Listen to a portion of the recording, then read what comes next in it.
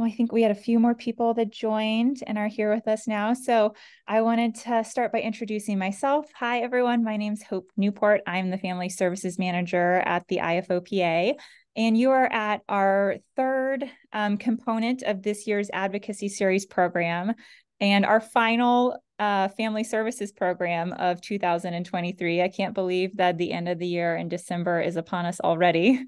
But today's event is a community panel. We're going to be hearing from members of the FOP community as they share their experiences and insights navigating financial planning and government benefits. So the advocacy series, if you haven't been able to catch any of our programming earlier in the year, is all about helping individuals with FOP or their family, their support network, really have access and feel empowered with skills and resources to be able to speak up and have their needs met in a variety of different areas of life. So you'll see if you visit our webpage, which I'll also share a link to at the end of today's meeting, that we've covered already 6 different topics. So this is just another resource for all of you to put into your binders or into your toolkits to use in life. And I wanted to say that, this program really is, I would say, one of the more difficult advocacy series topics we've focused on because the resources vary so much from state to state. This is really specific to U.S. families, but then within the U.S., the programs and offerings vary based on the state you live in. What we're trying to do today is highlight a few of those, but also cover some of the skills that people with FOP or their caregivers have really developed to be able to advocate regardless of what state you're in. So, my cursors. So we're going to hear from 4 different speakers today. We have Miriam Rock, Patrick Dorr, Kimmy Shields, and Jacqueline Rodriguez joining us. After they've all had a chance to share some introductions, and we're going to dive specifically into, those skills that I mentioned about accessing resources, and then a few specific areas like vocational rehab, durable medical equipment, pain for caregivers, and Dallas's cubby bed isn't durable medical equipment. It's more of a safety feature, really. So we'll be diving into a bit more specifics later in our conversation. But I'm going to stop my screen share and hand it over to Jacqueline to ask if you would like to go ahead and introduce yourself. Oh, okay. There you go. It's new. I always get on here and I forget to unmute myself. So, oh my gosh, my Santa hat. Sorry, we're just coming back from physical therapy with Dallas. But my name's Jacqueline. I am mother of Dallas, and he got diagnosed when he was 18 months old. Hold on one second. I'm so sorry. See if you're in there. I'm on a Zoom meeting. All right, love you, bye. Okay, sorry. And we're from Indiana, so I am positive that things are not the same across the board just because of I'm in different groups for like autism and things, and I see people, post, like, for instance, I'm Dallas's caregiver, and I know that in a lot of states, or paid caregiver, I should say, but I know in a lot of states that isn't an option for whatever reason, but we've been very fortunate getting the ball rolling with the Medicaid and the A&D waiver, which I'll go into a little bit later. But I'm honored that Hope asked me to be part of this panel, and I hope that, what we've gone through, we can share with you guys to help other people. Yeah. And Jacqueline, you guys really dove in quickly because Dallas was diagnosed within the past year, right? What exactly was his diagnosis? It was actually July 12th. So he had his craniosynostosis surgery on July 12th of 2021. That was before, obviously, we know about his FOP. He had his skull reshaped because it was growing like a triangle. It was kind of like a life or death thing. So even if I think we had known about the FOP, it still would have had to have happened. But then a year later to the date, it was July 12th of 2022, we got the final confirmation that it was indeed FOP. Yeah. And so you have just dove right in. And I was so impressed when we spoke about the way you had pursued a variety of different services and support in that short amount of time. So I'm excited to hear more about that in a little bit. And can you share, did you have any experience really navigating insurance before all of this happened? It was sort of by trial by fire, like trial by fire. My mom has been, my mom and her friends have been absolutely instrumental in this and where we are. Um, because, and I'm sure other people feel this, when you start out, like you think you're going down the right path and you're doing the right thing. And if that was the case, I would still like if we were just doing what I thought was the right thing, we would be still on the wait list for the Bureau of Developmental Disability. I'm still on the wait list there, and it's been a year. So, Yeah. but nobody, if you don't know the system and you don't know, share, if you're comfortable with it, all I can say is share your story. Because if it wasn't for the people around me and my mother sharing Dallas's story, like we would not be where we are. Yeah. 100% we would not. Yeah. Thank you. Already sharing some great tips to help get us started. Kim, you're next. I'm going to spotlight you. Do you want to introduce yourself? Sure. So I'm Kimmy. I live in South Florida. I don't know. So do you want me to go into like the stuff that you had mentioned in the thing before? If you want to just talk about your background in social work and then when you first started using government benefits or when you first enrolled in government benefits, that would be great. Okay, so I have a master's in social work that I got January 2021. I've worked in the field for 2 years. I was on SSDI, which is Social Security Disability, when I started my job. So they took it away. But I was on it for 20 years because I had applied for it when I was 19 back in 2001. So I'm working on trying to get it back right now. But I never lost Medicare. I do want to make that clear.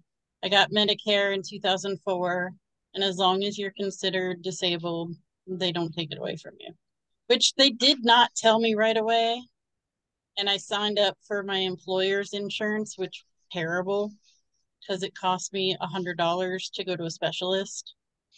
And that was insane. So I had to wait a year to get off of that because nobody told me right away that I wasn't going to lose Medicare.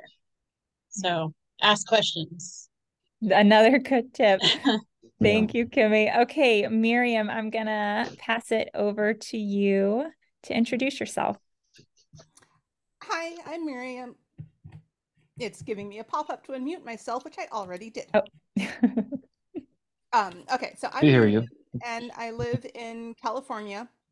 And I live on my own and have been, well, not technically on my own because I have a person sharing the apartment, but I don't live with my parents, which is very nice for me because I love my parents, but I like having my own space.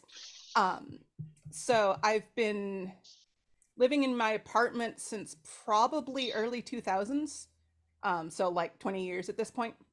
And I was diagnosed with FOP when I was like 13, and that would have been in like 1991. So it's been a while. Great. Thank you. I think Patrick, last but certainly not least. Thank you, Hope. Hello, everybody. My name is Patrick Dorr. Oh, Patrick, I think, yep, you're muted. You're working on getting back to it. There we go. We can hear you. Right. Got a call from the front desk of my building there, so it janks up it messes up my microphone.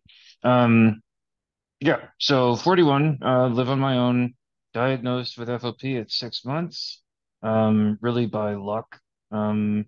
my mom was a nurse and happened to know the right person at the right hospital who knew the right person at another hospital who knew Dr. Zaslov, and like just a really circuitous route to get to FOP, which was actually then MOP. So, um, and yeah, so I have a bachelor's degree in business admin with a minor in economics. I work as an accountant, and have since 2005. I've been living on my own since 2007. I do have a couple full-time. Well, I don't have full-time living caregivers, but I do have about 90 hours a week of support that I get. That is mostly funded through the state, which I'll get to later.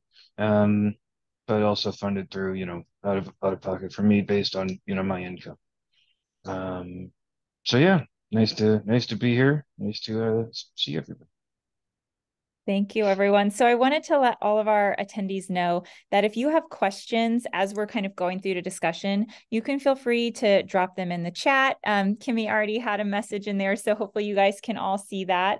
Or you can use the raise hand feature next to your name, and then I'm happy to call on you so you can ask your question verbally if that's easier. But as I said, the focus of the community panels that we do are really to share sort of the skills and experiences of our panelists and to create opportunities for all of you to connect and ask questions. So please feel free to do that. We're going to start with sort of just some basics about beginning or accessing, navigating these programs from the get-go. So I'm wondering, Jacqueline, if you can start by talking about, you mentioned a little bit about building that village and having resources of people who could help refer you to the right programs. Do you want to talk about your connection to Jessica and how she really helped get you on the path to the resources you have in place now? Oh, I think we have you muted. I love these pop-ups that are coming up because I am notorious for not unmuting myself. Okay, so I had mentioned before that my mom has been a totally instrumental part in this, from getting Dallas diagnosed to helping us get him the waivers and get him on Medicaid, and really everything in between. So I thought I was doing the right thing and getting him going through the BEADS, what they call it in Indiana, the Bureau of Developmental Disabilities. And it's crazy to me that these people will listen to your entire story, sympathize with you, and still send you in the wrong direction or not give you all of the information. So I had called this BEADS company, which is through the state, obviously. And they took all Dallas's information, his diagnosis, and said, okay, great, we'll put him on a wait list. And I was like, well, how long is the wait list? And she said it could be 3 to 5 years. I said, okay, I'm not going to get super upset about it. I mean, it's terrible that anybody would have to wait that long, but you're in so many emotions anyway. It's like, okay, we're just going to take this one step at a time. So then I was talking to my mom, and she said, you need to get hold of Ursula, which is one of her friends that works at KidWorks. And KidWorks is a state funded program that is that helps kids with services like PT, OT, ST, all the things. So I got hold of Ursula, and she said, she's like, the first thing you need to do is get him on Medicaid. You have to get him on Medicaid. Medicaid follows him, forever, which is along the lines of what Kimmy said. Because I didn't know that. I thought that was have to be a thing I did every year. So I contacted Ursula, and she put me in touch with another mom who has, her name's Jessica, who has a son who has Down syndrome with a couple other, diagnoses that she's dealing with. So she knows the system inside and out. And if it wasn't for her, we would not be where we're at. So she explained to me that, yes, I went to BEADS, but when she was listening, she's like, that's not what Dallas needs, because you have to find someone who will not only listen, but can interpret what you're saying. So although she didn't know anything about FOP, she heard disability. And she had said, okay, well, the developmental for the beads entity is not where Dallas needs to be, because those waivers are only for people with intellectual disabilities, which Dallas did not have at that time. He does now, but did not have at that time. She said, you need to talk to NICA, which is another entity who covers the aged and disabled waiver. Okay. So when I went to them, there was no wait list for whatever reason. I'm still not sure why there would be a 3-year wait list over in this entity and not in this. But these different, at least in Indiana, these different entities cover different waivers. So we would have waited 3 years, and Dallas wouldn't even, I mean, maybe he would have, because now he has that, but it's like, I was not even in the right direction. And they didn't tell me that at Beads. So I see why people get so turned around by this, because if I didn't have Jessica, I don't know where I would be. So now we're at Beads. We have Medicaid. They signed us up for, and we have the aged and disabled waiver, which falls under the disability that Dallas has. And because of that, they put me in touch with a case manager who has been so helpful. Just like, with any questions I have with getting the cubby bed. And she had said, like, because I am not able to work, because obviously we can't leave Dallas with anybody. She's like, you can be paid to be his caregiver, which I still feel weird about, because I'm his mom. Obviously I would do it anyway, but it's extremely helpful, because I can't leave the house. I can't work. I do have 2 bachelor's degrees and an associate's in science. And it's like, maybe someday we'll be able to do that, but right now we can't. So, having that income and that support is just amazing. So the waiver in Indiana, okay, it just popped up. I just saw, what does waiver mean? I don't know how to get to that. Oh. I don't know how to see what the question. The question was, what does waiver mean in this context? So, Evelyn, what Jacqueline's referring to is a Medicaid waiver program that she's been enrolled in. And sorry, go ahead, Jacqueline. So I guess and don't quote me on this, I don't think we've had to use wait, I do know, hold on. So the aged and disabled waiver he has, that would, I believe, cover or help fund wheelchairs or modifications to the home we would need, or modifications to the home, but there is a set limit that you get for life. So like, we've made little modifications, not anything big. Oh, this ham, look at this guy. We've made modifications to the home, but I think they're talking more of like bathroom modifications, like an easy step-in shower, things like that. That is what the aged and disabled waiver would help with. The Medicaid that we have is for healthcare. Medicaid picked up his cubby bed. We didn't use the waiver for his cubby bed. Since he's 3, he also has an autism diagnosis, which I haven't really shared with a lot of people, because it's just a lot to swallow, all these diagnoses coming our way. But because of that autism diagnosis we have now, and him turning 3 and not being potty trained, they'll help with diapers. And because he has Medicaid, he can continue getting all the PT and OT and all the services that he needs through the state. So we are incredibly blessed. And I can't say it enough. Just know talk to people and find people who, have a kid, have been through this, what you guys are going through, even if it's not the same. You may run into somebody who knows, there are different entities that cover different waivers. Because like I said, if we just would have went with what I thought we were doing correctly, we would absolutely not be. We would still be on a wait list right now. Yeah. And the waivers are an important point to I think, say that they vary from state to state. So the waivers that Jacqueline has mentioned are specific to Indiana where she lives, and they may be completely different in your state.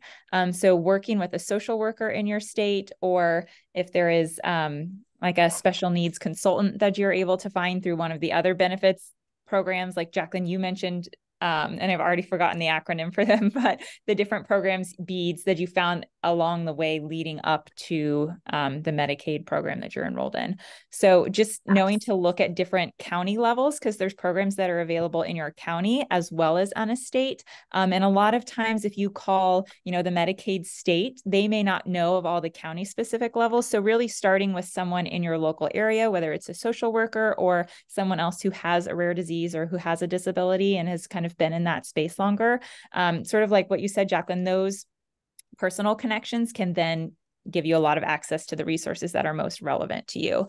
And in addition to, sorry, you looked like you were going to say we would be nowhere without our personal connections. And I have been very, and he may hate me for this later, I don't know. We have been very open about Dallas and his journey. And I've helped other people navigate, the people I've gone to high school with. They don't have the same disability, but I've putting them in contact with that same mother, and everybody wants to help. I truly believe that. It's just finding the right people to help, I think, can be kind of tricky. Yeah. While we're on the waiver topic, though, before we move on, I just want to mention that oftentimes those waivers can have long wait lists. So one thing that another specialist we've worked with, she's a special needs financial consultant. She's like, get on those waivers as early as you can. Get your, sort of like what you were told, Jacqueline, get on Medicaid or your Medicaid waiver as soon as you can, because those wait lists can oftentimes take a while to help enroll you in those programs. So thank you so much, Jacqueline. I am going to go next to, Patrick. So speaking of different programs available state by state or on the county level, Patrick, you identified a program that really helps you pay for the caregiver support you need to be able to live independently. Yes. Do you want to talk more about that? Yeah. So I'm in Pennsylvania. So I'm a stone's throw from Fred and the office at Penn. And we have a program called Act 150. And what that is it's basically it's a state-funded program. And basically they come out and they do a needs assessment for you. There is no wait list. There was no, anything there. They provide you a couple different options. Either I can self-determine, so I can like become like, my employer. I don't have to file taxes or anything, but I can, employ someone of my choice to be my caregiver, but the state will pay for it. Will pay them for me, for them to take care of me. And based on whatever my income is, then I will pay a copay for it. And that copay does not change based on how many hours I need. So if I need 5 hours, let's say for argument's sake, it's $10 a month. It's $10 a month. If I need, 500 hours, it's $10 a month. So that's actually, as I've progressed, since I've been living on my own, that has enabled me to not have to worry about that budget wise as my needs have increased, as I've had to add hours, as I've had to add, more caregivers. or just make the ones who are already with me deal with me for longer.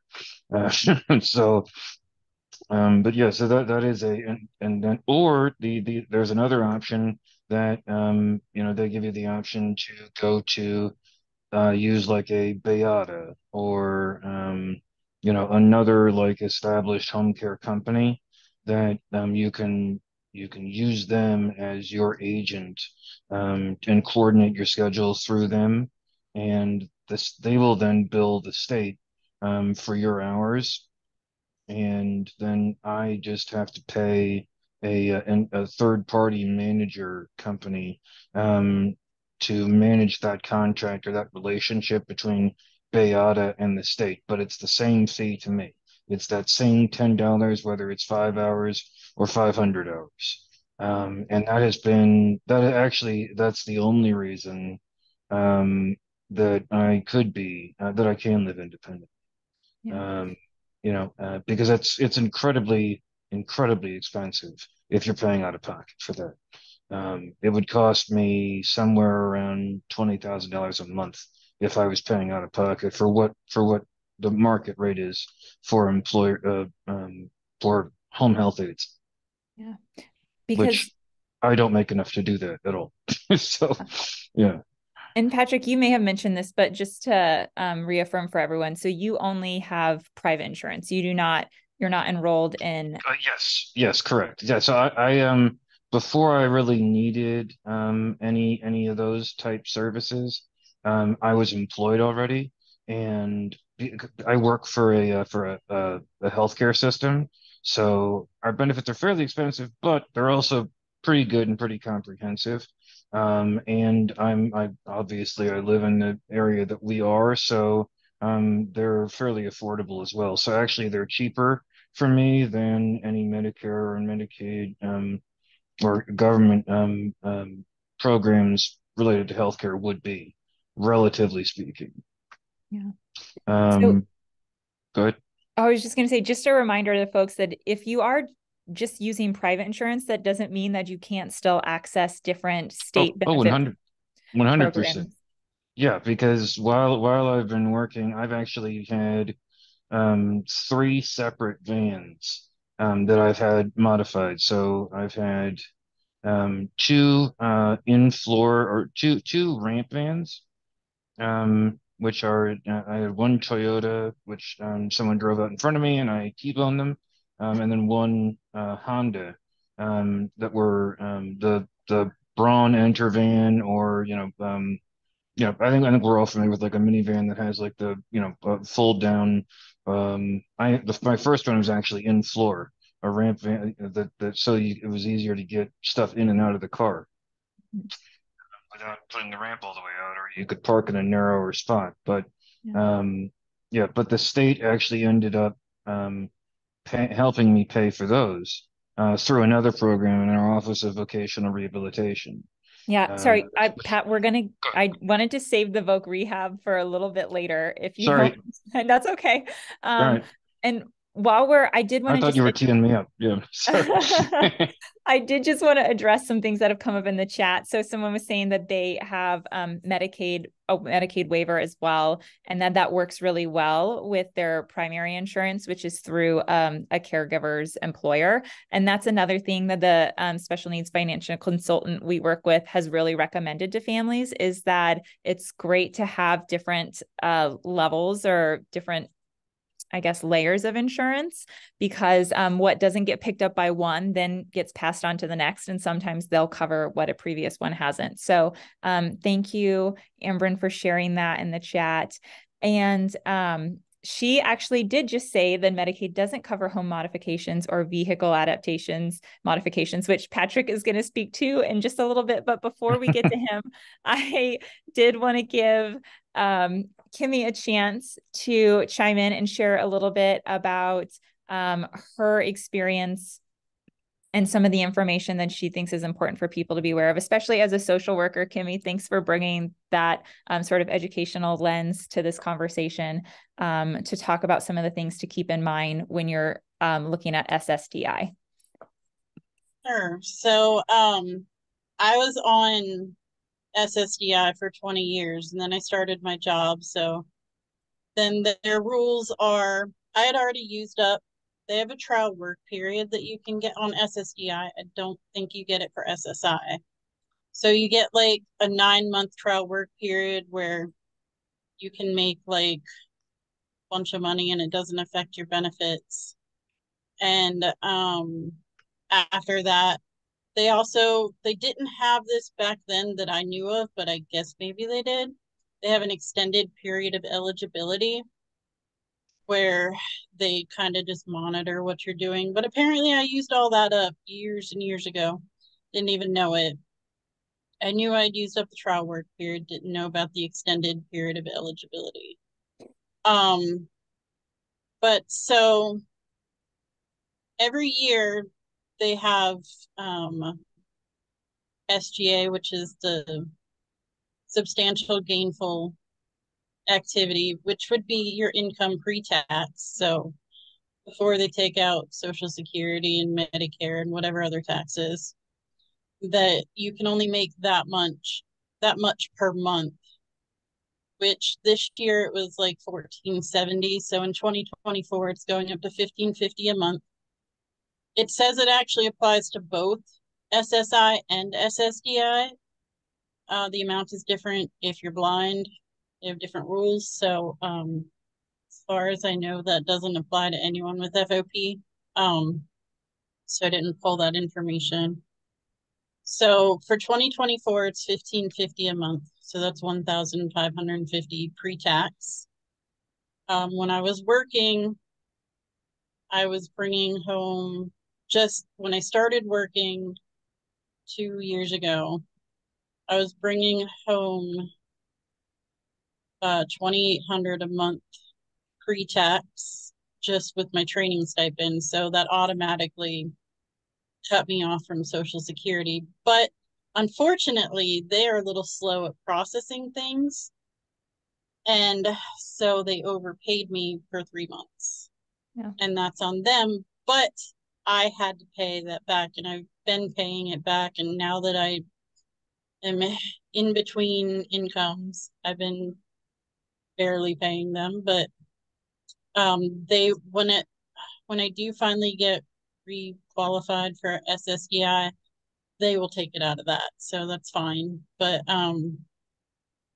so Kimmy, you're in the process of re-enrolling or reinstating your SSDI. Do you want to talk about some of the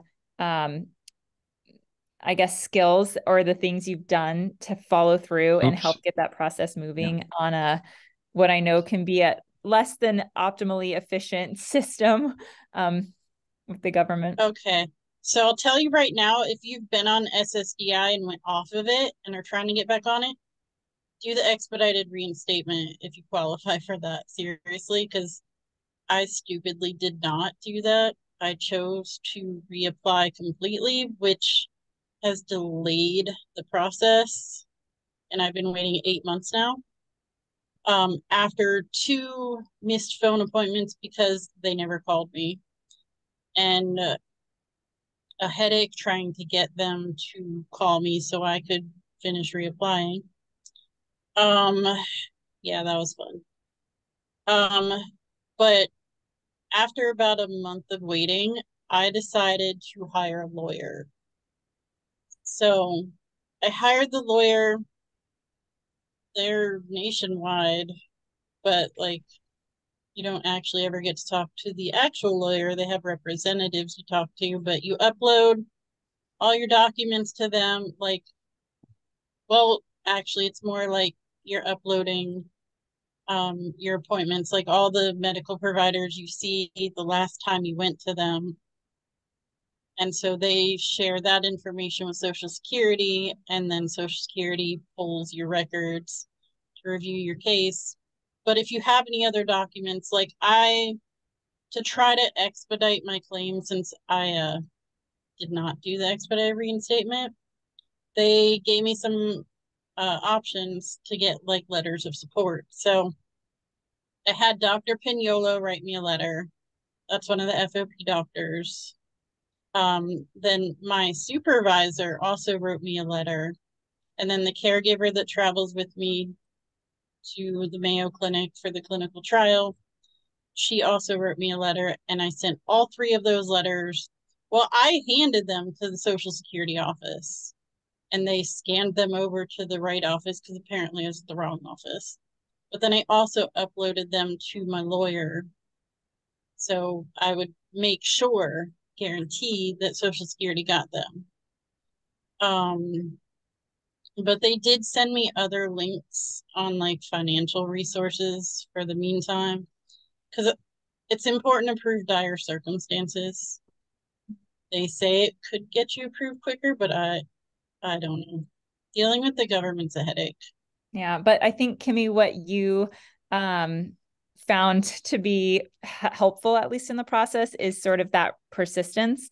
So, if they don't call you back when you've scheduled that first appointment, scheduling another one and trying another format or another avenue to get an appointment on the books. And then ultimately you pursued legal help, which is great. And they then were able to refer you to additional resources like letters of support from your medical professionals. So I think for everyone listening, that persistence, and then making sure that you're maintaining good relationships with whether it's a social worker at your hospital, your local healthcare provider, or a national FOP expert, because a lot of times those different players do come in handy or as a vital part of benefit enrollment or accessing different types of support from benefits. So yeah, but seriously, don't give up. It's a headache and a half, but don't give up. It's gonna happen.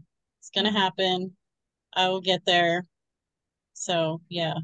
Well, thanks for sharing your experience today, Kimmy. And last, Miriam, sorry, it's been a while since we've heard from you, but what I loved about your perspective and Patrick's is that you both are accessing caregiver support. Patrick, as he mentioned, has private insurance, and you have Medi-Cal. Do you want to talk about how you've been able to get support and paying for the caregivers you need to live independently through that program? Yeah, so California has a program called in-home support services, which is basically like it's cheaper to have in-home caregivers than to have me living in a nursing home. So it's for people who are old, blind, or disabled. They pay for caregivers to provide services. Like with Patrick, it's a thing where I technically am hiring the people and finding the people, but they pay for at least some amount. So IHSS will provide coverage for things like personal care, dressing, bathing, feeding, etc. Cleaning, cooking, shopping, laundry. And part of the process is after you apply, a social worker comes out and evaluates your needs. And they have this very annoying process where they work out like to the minute how much time they allow for like doing laundry every day, which like the laundry specifically includes the time for putting in and taking out, but not the time to wait for it to finish. But then they like figure out this thing of like, okay, you get X number of hours per month. And then they will like pay for that. My dad has been actually supplementing a little bit because when we started doing the private pay supplement, the monthly pay here was like 11 something an hour for IHSS, and it was very hard to find anybody. But also at the moment, I've mostly been using, so I live in a college town, and there's a lot of like pre-med students that are interested in like going into nursing or medicine or whatever that want experience caregiving stuff. And so they do have to like apply to be a IHSS provider and go through like a background check, but it's very inconvenient having students that want to do this kind of thing. At the moment I have like 250 hours a month. which works out to about 8 hours a day, which honestly, I would prefer 24-hour coverage, but they don't do that. But I think that tip of using students or medical professionals in training to kind of help stretch the dollars or the amount that you get from that program is a great tip, Miriam. So thank you for sharing that. And actually also, so this isn't an IHSS thing, but I have to have someone staying with me overnight because I can't get out of bed on my own and there's the safety issue, whatever. And so I've, for the last like at least 10 years, maybe 15, I've done a thing where I basically offer free rent in exchange for them agreeing to be here overnight and help with emergency stuff. A lot of times they also sign up to be a paid caregiver to have shifts, but the like free rent in exchange for being here has worked out very well for me. And again, because it's a college town, a lot of times my roommate has been a student, which does mean that after some years they move on, but it's helping me live alone, and that's good. Yeah. And I know a whole nother set of skills comes in managing all of those different caregivers. So that's a conversation for another day. But if you're looking for information on that, I know Nancy Sando has a guide she created. And then obviously we have Patrick and Miriam, who've been able to meet today, who would be happy, I'm sure, to connect and share more about that experience. Sure. But I wanted to transition on to another government program that is available in every state, and that's vocational rehab. So several of you, Patrick and Miriam, you've used Voc Rehab to be able to access assistance modifying a van. And Patrick, I know you were going to talk more about that. Do you want to start us off to share a little bit about how you accessed that program and what it was able to do ultimately for you to go when you were in the office working? Yeah, sure. So it was a process. I think it took about 6 months, the first go around because I had to go through, um, basically I had to set up a meeting with, an evaluator, and actually the person who evaluated me, for OVR, I mean, I had to go through some OT and some ST, right, and some, PT in order for them to just, see if I could handle, dealing with a car.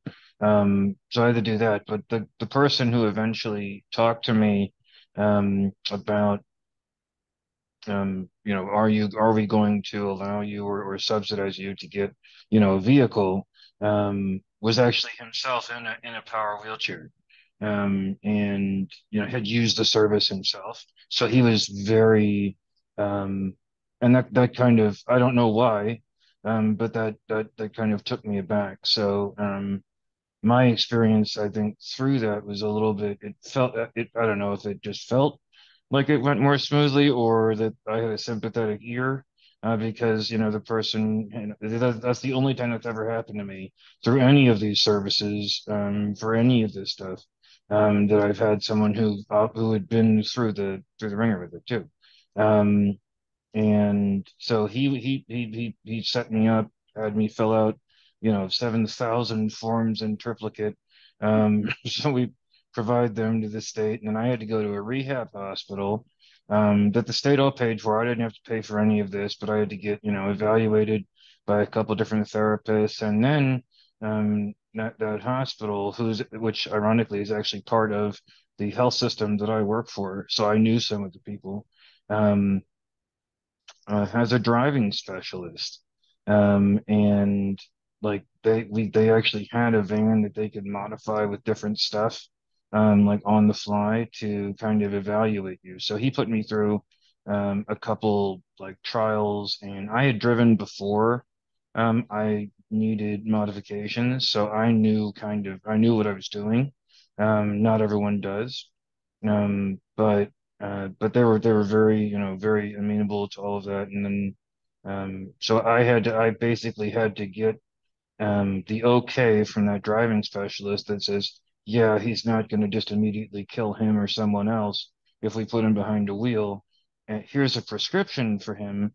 Now you have to go find a certified disability driving uh like tester specialist so that they could actually put me in one of their vehicles and coordinate my taking the test in one of their vehicles at a state, DMV, a Department of Motor Vehicle. I don't know if everybody calls them the same thing, but no one wants to go there.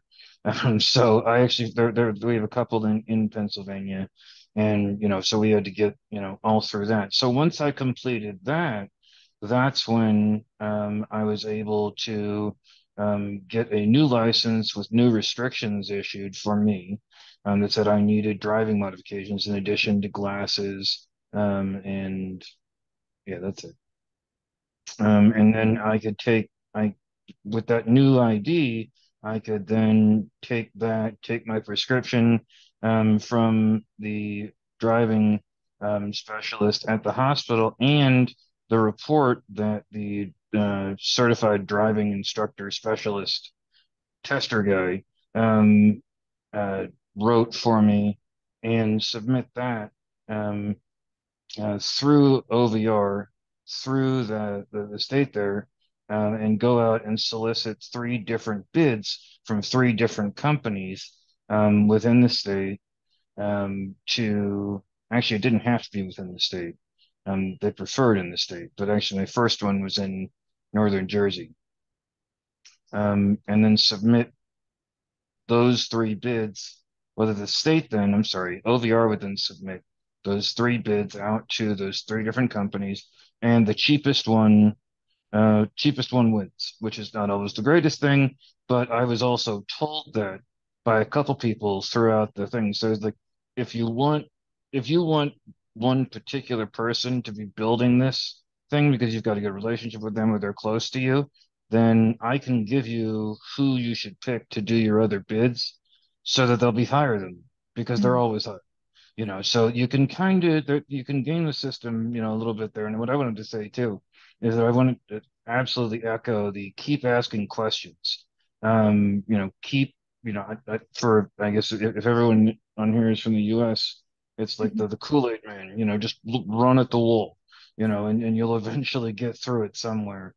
And part of the evaluation process for me too, speaking to those different therapists, and I would just things would come up, while you're talking because you're spending quite a bit of time together, and you kind of just are talking about life and what you're trying to do and how, what your difficulties are, and then they're kind of observing you while we're doing that too, and and a couple of them would just say, "Hey, have you thought about X? Have you thought about this? Have you thought about this? Hey, there's this program that that they're just starting up, over here, or actually there's a local autism group that has really good resources for local resources that they don't specify to just autism. It's just a learning page. So look at other disability websites, and because they may have local information for you for resources from volunteer groups or from whatever that don't care what you have, just want to help because that's actually their primary mission statement is helping. And And I think, yeah. Sorry, no, go ahead. I was just going to say, I love the concept of using one resource as a bridge to the next. If you're working with the vocational rehab department, like you said, asking questions and finding out what other programs or resources there are that can benefit you is huge. And Jacqueline, that was kind of a part of your story as well. And I did want to say, I meant to mention this at the beginning, that I know Karen Kirchhoff, the IFOPA Family Services Coordinator, and Steve Eichner, who's also on the call today, recently did a podcast conversation about adaptive vans as well. So lots of resources out there on this topic if you're looking for more information about that.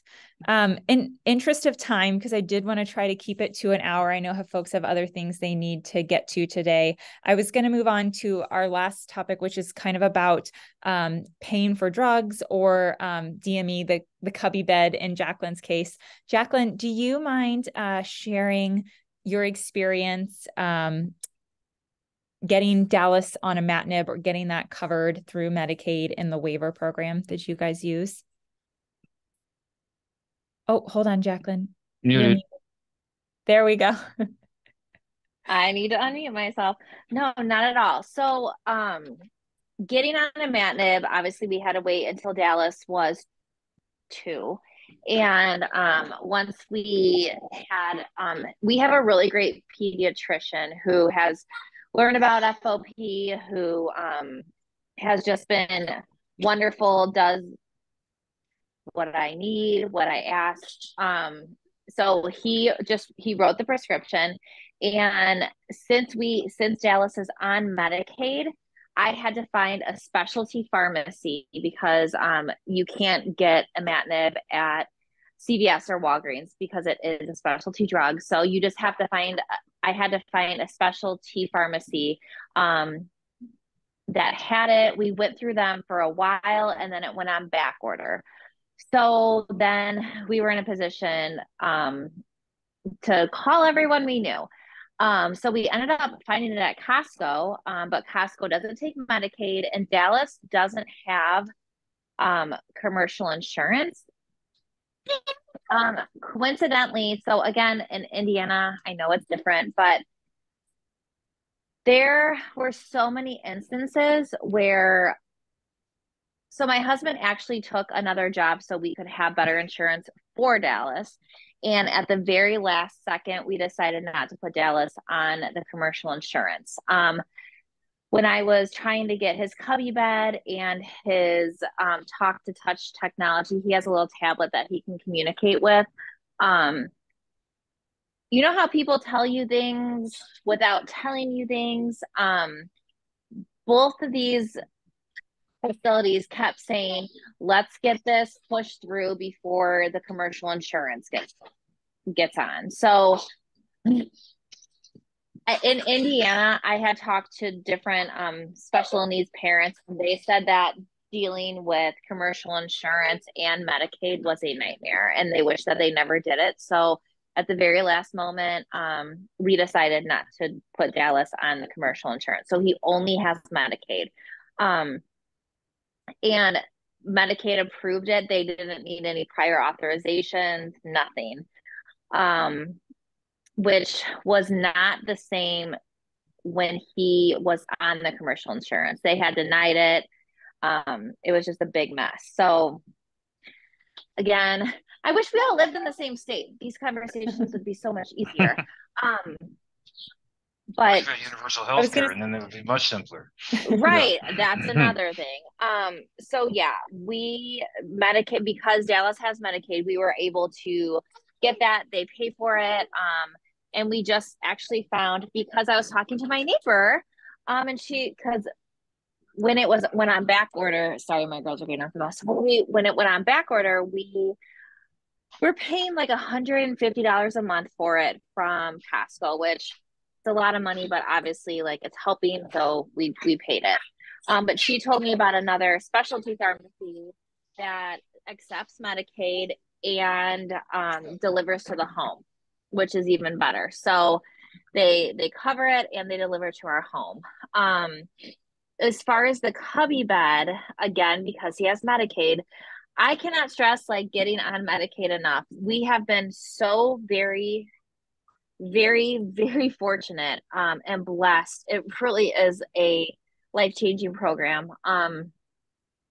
The cubby bed, my husband and I were going back and forth because Dallas was trying to crawl out of his floor bed. We had, gotten him after he got the diagnosis, and my phone was listening to me, and I was scrolling through Facebook, and this like special needs tent bed popped up, and I'm like, wait a second, this is what we need right here. And it said that it's covered by all, or it said insurance covers it. So I called my case manager, and she gave me a list of like, I don't know, there were probably 300 providers on there. And she's like, okay, call some of these people and let me know. And I'm like, in my free time, okay, we can do this. Now Dallas is a little bit, we can trust him a little bit more. At that point, we couldn't. So making all these phone calls would have been crazy. But it ended up being the first phone call I made. And we got in touch with a wonderful lady. Her name's Shirley. And she advocated for Dallas. She pushed it. And we ended up receiving the cubby bed in like 3 weeks from the time the process started. Medicaid did deny it once. She appealed it. Like, this was going on behind the scenes. I didn't know any of this was going on. So she appealed it and they approved it. But we needed the documentation from his pediatrician and things like that. Like other people have said. Yeah. So getting on Medicare, Medi-Cal, whatever it is, I really think is a huge, huge piece of getting the help and support financially that you need. Yeah. And I know that there were a few other questions in the chat about what are, some of the eligibility factors to qualify for Medicaid. So I wanted to share a few more resources. First, in closing, from this unit, we did a webinar with the Patient Advocate Foundation. And then we also did a podcast with another rare disease community who shared their insights more specifically on accessing drugs. There's a few other webinars, one we did on ABLE accounts, and then there's a service through Global Genes, their rare concierge patient service that's essentially sort of like a case management resource for people if they are really having trouble navigating these systems. But before you pursue those, I would encourage everyone to watch, if you've come to this community panel, you're obviously interested in this discussion, to watch another webinar that we did is on YouTube, and I will send out a link to this. It's a special needs financial planning webinar. And Debbie Neiman, who's a chartered special needs financial consultant, she did this webinar with our community because there are really important things that we all need to be aware of. There's a very interconnected relationship between managing finances and applying or being eligible for government benefits. There's also some legal components if you're thinking about, wills for the caregivers who could be leaving assets to their children who are enrolled in these government benefit programs, some things to think about. So this webinar did a really great job of breaking down, what are some of the things you should be considering about your finances and what do you need to know about these different government benefit programs to make the most of these experiences. So I'll be sending this link along with a few other resources in an email after today's call so that people can follow up and continue to learn more about this. And one thing that I want to reiterate is that this isn't something Debbie said this at the beginning of her webinar, and I think we've heard it throughout the conversations with our panelists today, is that this isn't something that you can just do once and have it set up. Like, it really takes a continued effort to check in and look for new resources or look for updates to your status to see what programs you may benefit or be eligible in at the moment. So